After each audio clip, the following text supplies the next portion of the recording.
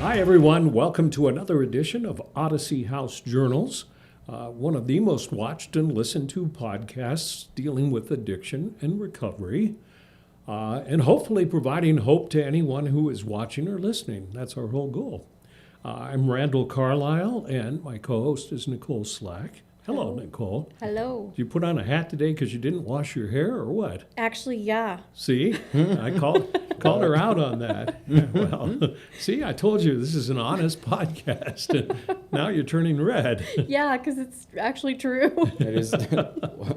That's usually why women wear hats. Oh, it's I'm sounding best. sexist there, but No, it's so true. yeah. Yeah, I did not want to wash my hair. Well, And our guest worked is out. Zach, so you're not Hi. wearing a hat, so you must have washed your hair. I did. I wasn't aware I was going to be on a podcast initially. It wasn't planned, but it worked out. I'm Yeah. actually.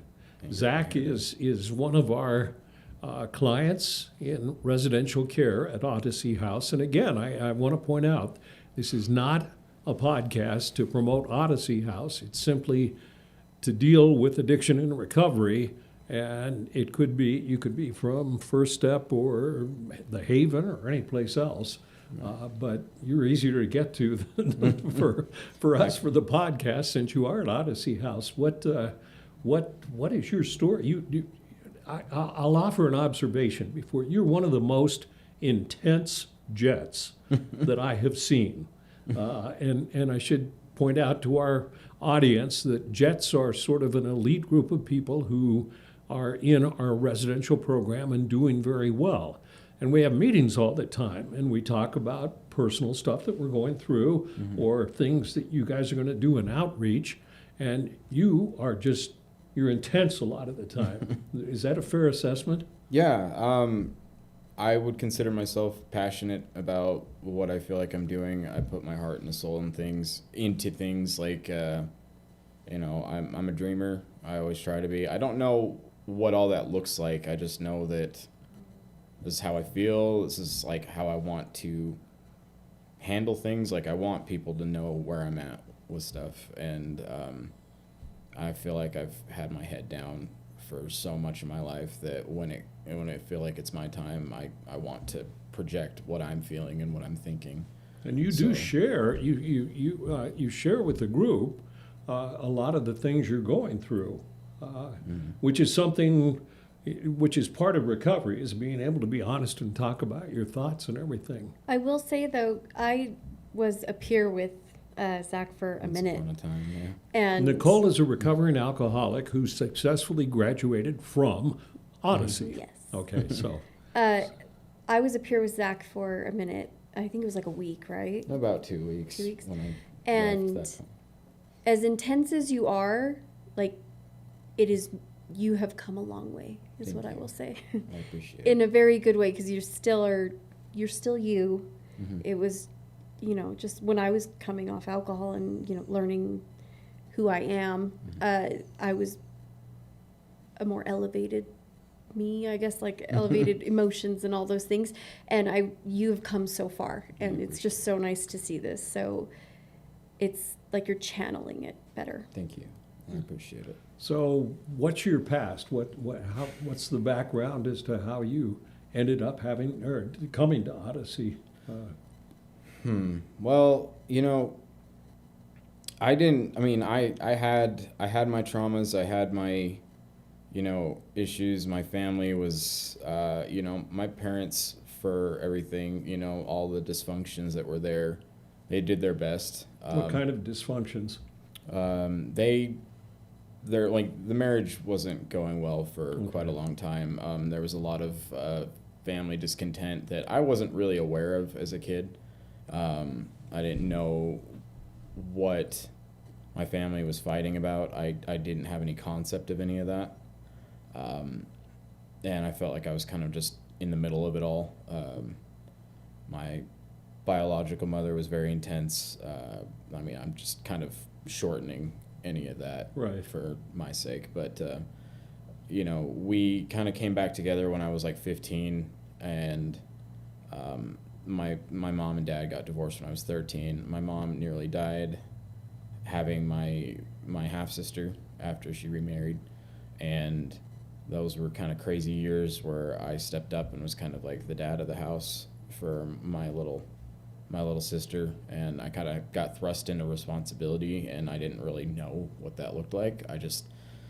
Growing up, I was always picked on. I was always, shut down. I was always kind of kicked around, and so I stuck my head in the clouds. Like I watched I watched like cartoons, anime, and read comics, and drew and played video games and all this stuff. And I had this romanticized view of like what people are supposed to be, like heroes and all that stuff. It's what I imprinted off of. That's what kept me,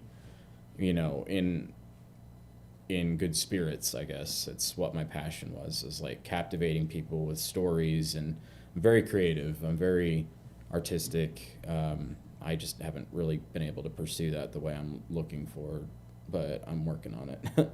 But so I had like this dutiful, heroic complex as a kid. Like, I have to do this. I have to step up and be more than I am. I mean, I'm 15, those were crazy years. I was not in a good headspace for a long time, and I didn't know, how could I know any of that? But I was kind of raising a kid, my sister, who was very dear to me to this day. My family's very, very important to me. My little siblings are, everything to me. And so we became very close, and I just felt like I was taking on too much.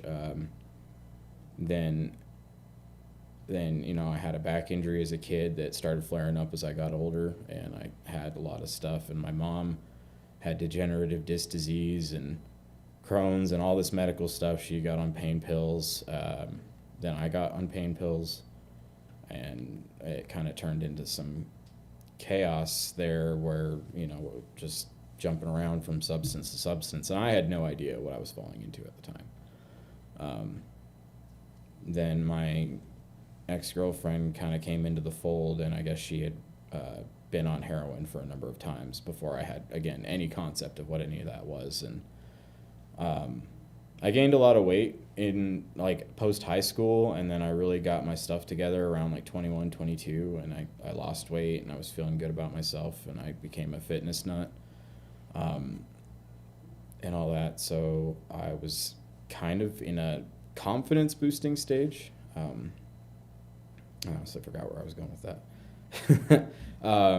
But that's kind of where I was like teetering. Like I was finally putting myself out there, and I didn't know like really how to hold anything together. I don't know. I was just a mess at that time period. I was trying to do so many things, but Were you using then, or what? no, this was before really any of that. Like I was just normal, like I guess normal. Normal? What? Quotation What's fingers. normal? Yeah. So when you had the back problems and all that, you don't think you were abusing your I really didn't prescriptions? have a chance to. Like, Okay. But during that time period, I guess my ex-girlfriend had started. She was doing heroin and all that stuff, and she introduced my biological mother to it. And Your ex-girlfriend introduces your mother to heroin. and by extension, they introduced me to it. I was working at Costco at the time, and I was really just like my pills were gone. They kept like taking them all the time. You know what I mean? So like I was just kind of hunched over. I was kind of on my last legs there, and I was so ignorant to the concept of drugs that they had told me that it was a type of weed, and I believed it. That heroin was? I had no idea what I was looking at. I was that kid. I was the last person you would ever think would fall into a drug or alcohol addiction, to be honest. I had no idea what it was. Wow. Yeah. I never experimented, never thought about experimenting. I was like, nope. But I'm like, okay, well, weed can't be too bad, right? And So what, did you smoke it or I inject smoked it, yeah. Okay. And after that, nothing was ever the same again. Like my life spiraled, and I've only been dealing with it for like the last 8 years. But I feel like there was a lot more instability and mental stuff and emotional stuff that led to it. So, do I think that substance abuse was like, it's a big deal, but a lot of it started way back in the day, and I didn't even realize it. And so, yeah. How long have you been clean? Oh, this time, I mean, I've been off hard drugs for a couple years now, but I keep going back to like alcohol and stuff. But about 5 months since I put it down the last time and realized I needed to go back to treatment and get it together for real this time. Like, I kept trying, but I didn't realize that I hadn't completely surrendered, any idea of using ever again. Before, in the back of my mind, it was always like, I can go back to my prescription Adderall. I can go back to, the occasional kratom shot at Maverick or something like that. And I held on to those things because it was like I didn't know how to live 100% without anything. And because I mean, how could I? I mean, it's been pretty emotionally and mentally exhausting and unstable for most of my young adulthood, into my 20s, and I don't feel like I got a chance to be normal, at all. So How do you define normal? I don't. Because I have no idea. I don't anymore. Actually, I see so many people day to day that had, I guess, what you would call a textbook childhood, and I always envied that, I guess, because I feel like everybody else had it made. Growing up now to where I'm at now, I don't regret really too much. Like, I have my fair share of shames, sure, but I don't know if I would have liked the person I would have been if it hadn't been for the things and the trials I faced and for the things that happened, because I like who I am today. I like who I'm becoming. And the textbook child isn't for me. That's not my life. That's not who I want to be. I don't want to be normal. I want to be more than I am now. I want to be more than, I want to stand out.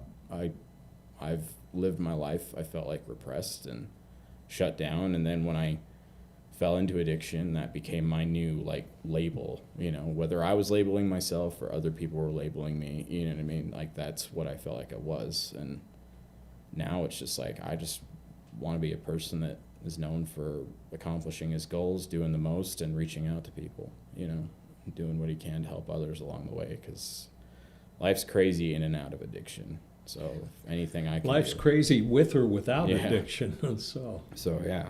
What happened to the girlfriend? As of right now, I have no idea. I just wondered how long she was around after. Oh, Getting you and your mom came hooked? back and forth.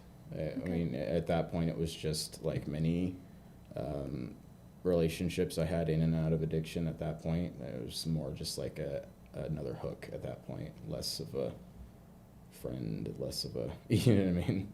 what happened? Did Mom stay on heroin?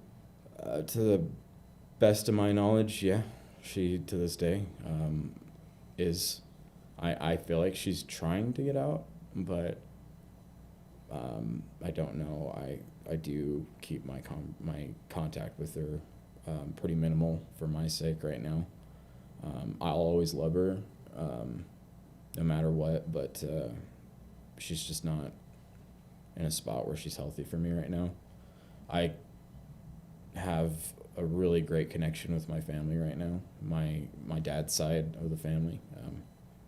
And then my half-sister, Abby, we're still super close to this day. But She sounds like your favorite. she's...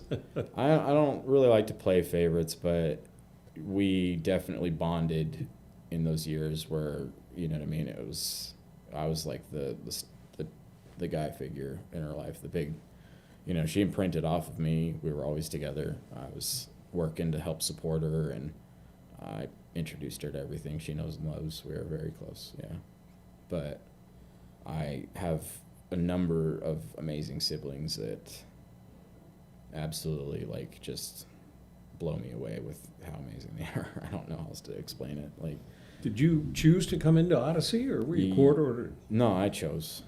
This is my third time through the program, but Through I think, Odyssey. Mm-hmm. But this is the time I feel like is gonna stick. I chose to come every time because while I've been in and out of addiction, it was never really my life. I feel like it kind of just, I fell into it, and I've been trying to get out of it ever since. So Why? A lot of people always wonder, I suppose Odyssey people as well, the top brass, why did it not work the first 2 times, but you say it is now? What's different? well, I really wish that I could speak to that.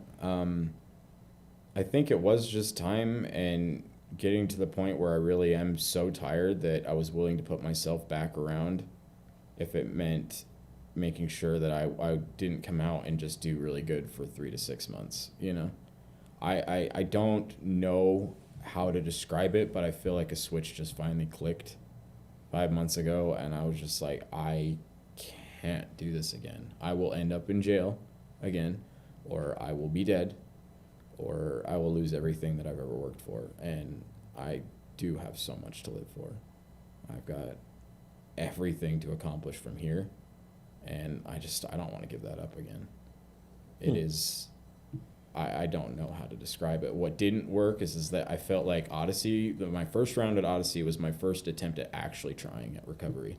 And I feel like I took a lot from it, but I didn't really break down what I needed to break down. I felt like I put 100% in, but looking back on it now, I was not where I am now. I don't know how else to describe it. I was always trying, you know. I mean, everybody's looking for that magic answer. Yeah.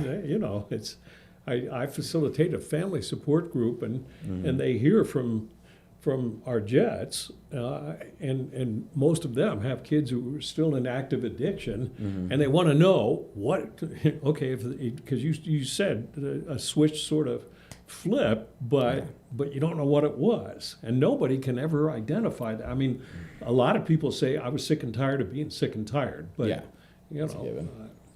Well, and then everyone always asks, like, what was your rock bottom? And it's literally one? different for every human. And yeah, you're right. Which one? Like, how many times? yeah. I would have thought any number of rock bottoms would have really sold it for me the last couple times, but I found ways to find rockier bottoms, or like, I don't know how else to describe that either. But I haven't heard that word before. That's good. yeah, Rock bottom or rocky. I always bottom. found a way to discover a little bit more misery and shame in what I was doing. So, I mean, if I applied that same sort of energy to the opposite, I feel like the sky's the limit right now. Are you nervous to leave the house? Yeah, I am. Randall doesn't know this part yet, but I am leaving tomorrow to go to Sober Living and the Voyager program in Odyssey. And Congratulations. thank you. And I'm really excited, but of Tomorrow course, we'll all applaud for Thank you you. at the meeting. I am nervous. It's not that I don't feel like I can't do it, because I absolutely believe I do, but I think it's a healthy amount of caution, because I have felt this way before. Maybe not this strong, but I've told myself I got this. Like, I'm not afraid. You know what I mean? I think it's a healthy amount of wariness that will keep me vigilant going forward. Because, it's easy to say it now, like, I got this now. Until we get back out there and get back into a routine again, I don't really know, but I feel like I'm ready to take the next step and find out, It's scary. I mean, when I went through 2 programs, and the first time I got out, I thought, okay, I got this. And I was clean for 9 months. I was an alcoholic, or I am an alcoholic. But after 9 months, my brain screwed with me, or I let it screw with me, and it said, you could probably have a couple of drinks. And, I did that too, a lot. At the time, it seemed so reasonable to me. And I had a couple of drinks, and it was like, that didn't do that much. I could have a couple more drinks. And I was off to the races again. And it was just, and controlling your stupid thinking errors that you've had for a long time is really difficult. I get where you're coming from with that, because I did the same thing too. Like, I got out, and it would be like Russian roulette is the only way I can describe it, because not every time that I convinced myself that it's okay to have a kratom shot, it's okay to have a beer, it's okay to take 1 extra Adderall, not every single time that I do that did I just spiral immediately. I would actually be okay sometimes, and then I would try it again, maybe in just the slightly wrong mentality, and I'd be like, nope, I need a little more. I didn't feel what I needed to feel from it. I'm still way too in my thoughts, and then before I know it, I'm getting kicked out of wherever place I'm at, having to call my dad from jail, and I've put my family through absolute hell. My dad, my stepmom Santos, who I call my mother, and all my little siblings, like, and I'm finally getting all that back, and it just reminds me of like everything that I've got going for me. Like, if they're trying this hard for me, I must be worth saving. So I'm trying to hold on to that and really show them and myself that I can do it this time, because they deserve that, and I feel like I do too. My dad has done like so much for me, and I've put him through absolute hell. And at the time you're doing it, though, you don't really think about it, do you? No. I mean, I hurt so many people, and at the time I was doing it, I didn't think about the fact. Yeah. And it's only when you get sober and you have some semi long-term recovery that you think back and you think, God, did I do all that? Oh God, it's brutal thinking about that. But at the same time, I think it's mostly me shaming me about it, and not them. They just want to see me do all right. And I feel like I'm getting it all back. Little things like, since I've been talking to my dad and my little brother again, I went to breakfast with my dad and little brother 3 weeks ago, and it was just cool because my little brother told me that he loved me, and he was happy to see me. I'm gonna get choked up if I talk about it, but that's significant. yeah, like like he said it before, but I felt like this is one that was just completely unprovoked. Like, nobody was like, say goodbye, you know what I mean? Like, You probably felt more deserving of it too. Now I felt like I'm doing right by him and doing right by everybody else. So I felt like maybe I was in a spot to actually receive it. Yeah. And it felt like everything that I needed to hear. I mean, since he was born, I feel like from the time that he was actually able to really think about who I am, I've always just been a complete mess. And he's only ever seen me tripping over myself or in psychosis or drunk or trying to get myself together and being angry at the world, and then just trying to chime back in his life. And I want him to know who I really am and know that he's got a brother that's looking out for him. And, I got a little nephew, my sister Zoe, she's going through quite a bit too, and I'm trying to be what I need to be for me, so that if there's any way I can help them go, guide them away from anything I've had to go through, if anything else, learn from my mistakes, then. With your intensity, you can accomplish anything you want in the world, I'm hoping so. and abilities. So what do you want to do? That's tricky. I have a lot of things I want to accomplish, and I'm sure most of them will take my entire life to really get accomplished the way I want them to. But I fancy myself a writer. I've been working on a fantasy series since I was 13 years old, and I've put it off for way too long. And I want to write that because I like telling stories. I like creativity. I like inspiring and captivating people. Like, I like telling a story. I'm passionate about that, and I feel like my experiences will make my characters and everything I have to say all the more meaningful.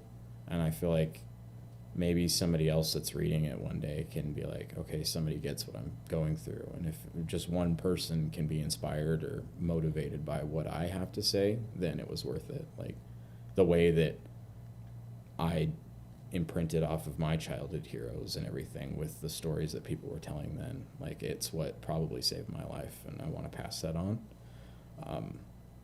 I'm also a big fitness guy. Like, I like working out. I like exercising. I used to be 300 pounds. And so if there's anybody that knows what it's like to have to transform themselves from a spot that they're not happy with, I feel like it's me, and I can definitely show people the way on how to change themselves for the better, And I feel like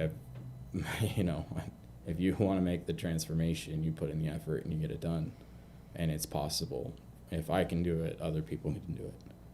So I really just want to inspire and motivate people in all the ways I feel like I'm good at doing it. And that might be a number of different outlets and avenues, but I feel like I want to get my voice out there, tell my story, help people along the way, and help change lives where I can. And yeah. Well, you'll do it if you want to. It's I'm on my way, I think. yeah, So. you are. Nicole asked a good question about you being scared to move. What people don't understand is residential care at Odyssey House is it's a pretty structured, controlling environment, and all of a sudden to leave a structured, controlling environment and have freedom again, but that's somewhat You scary. nervous? Yeah, I'm nervous, but I am excited and I'm super happy. You know, You gonna stay with Jets, come back and visit and Yeah. give back? I think I need to. I think I it's, hope you do. I'm going to. Thank you. That's what, in every single recovery program, be it 12-step or anybody's named program, part of the program is giving back. Because you get out of your own head, and that seems to work very well, you know. Yeah. I don't know. I just I feel like if I can keep myself involved and connected with people that have been through it, that understand and know how to take in and support what I'm struggling with, and vice versa. It is like giving back to people. It is talking and surrounding yourself with people that understand what you're going through, because as much as I love my family, there's a point where they just don't get how to help me. And that's what I feel like I need, is to be able to give back to others and have others there that know how to help me when I need it. And someone there to call you out when you need to be called out. Exactly. Because if you That's don't your hear role, Nicole. you don't hear it, you think everything's I'll do okay, but you feel like something's wrong and you can't really pinpoint it. So maybe somebody else can help you too, And it's not always comfortable. It's not always what you want it to look like, but it might be necessary and it might save your life. So I need to stick with it and stick with Jets and keep doing this. And I do plan to come back to work. I think that if I stay involved, then maybe I'll find what really, you know what I mean? I'd like to think I'm on the right track, but I'm still trying to figure out what that looks like. I think you are on the right track, and you seem to have a lot of intense enthusiasm about the future. So Yeah. I think you're going to do great. I appreciate you coming on and sharing man. your story. I hope